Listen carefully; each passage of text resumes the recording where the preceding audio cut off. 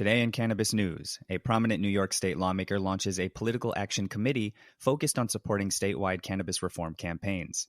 An industry expert claims that cannabis screenings are contributing to the U.S.'s national truck driver shortage, and an analysis indicates that police in the U.S. are continuing to make cannabis and drug-related arrests even as policy reforms are taking place in states throughout the country. It's Tuesday, February 22nd, and this is your Trichomes Morning Buzz.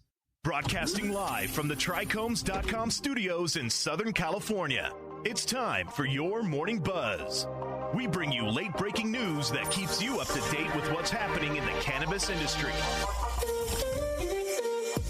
First up, the Political Action Committee Equity Pact was recently unveiled by New York State Assembly Majority Leader Crystal Peoples-Stokes. The committee's legislative priorities are cannabis, schooling, and climate change, although PAC's main emphasis will be on New York election campaigns and laws. The goal is to set an example for other states. In order for New York State to fulfill its promise as a beacon of progress in a deeply divided country, equity must be our bedrock, Representative Peoples-Stokes said, as quoted by Marijuana Moment.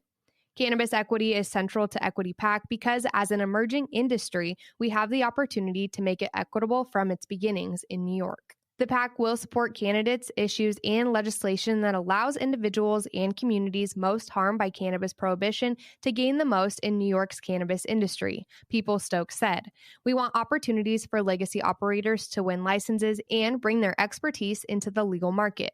We want those most harmed to be educated about the health and wellness benefits and economic opportunities of legal cannabis. We must center their needs and champion their success to ensure that the industry is truly inclusive and equitable. Next up, though a countrywide scarcity of truck drivers in the U.S. has resulted from the demanding schedule and older personnel, a Wells Fargo representative feels that cannabis screenings are an additional factor compounding the workforce shortfall. As per Chris Harvey, head of equity strategy at Wells Fargo, substance tests, along with the requirements of the profession that frequently necessitates drivers to devote weeks at a time away from home and family, have caused several truckers to exit the sector. According to Harvey, the problem could continue to push that price even higher, exacerbating a rise in transport expenses that has resulted in cost increases and scarcity for customers. We've legalized marijuana in some states, but obviously not all. What we've done is we're excluding a significant portion of that trucker industry, said Harvey at a recent industry conference. Substance rules in the transportation sector have been made increasingly stricter recently. Per the Federal Motor Carrier Safety Administration, truckers are substance screened every quarter on a random basis, and also after an accident or driving citation.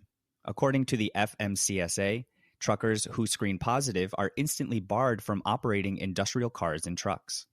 Last up, according to a recent Pew Charitable Trust report, just as states in the U.S. are enacting cannabis and other substance policy reforms with the focus on rehabilitation rather than imprisonment, law enforcement agencies have persisted in arresting individuals for banned drugs at a consistent pace.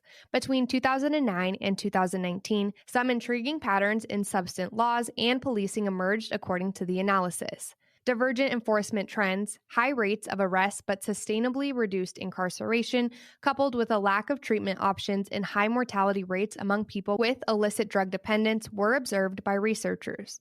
Drug possession arrests held steady at more than 1 million a year, in stark contrast with a large reduction in overall arrests, which dropped 29%, the researchers added.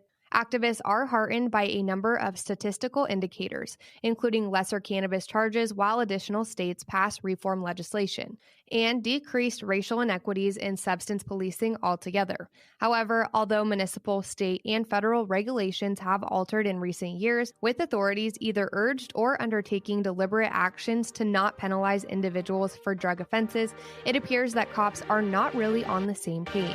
That was today's Buzz. Thanks for listening. For more cannabis news and insights from industry professionals and a place to discuss these stories and others, visit Trichomes.com. And be sure to catch up with all of our other cannabis industry-related podcasts like Hash It Out, Tech and Cannabis, or the International Cannabis Conversation wherever you get your podcasts. For Trichomes.com, I'm RJ Balde. And I'm Devin Liao. Have a great day.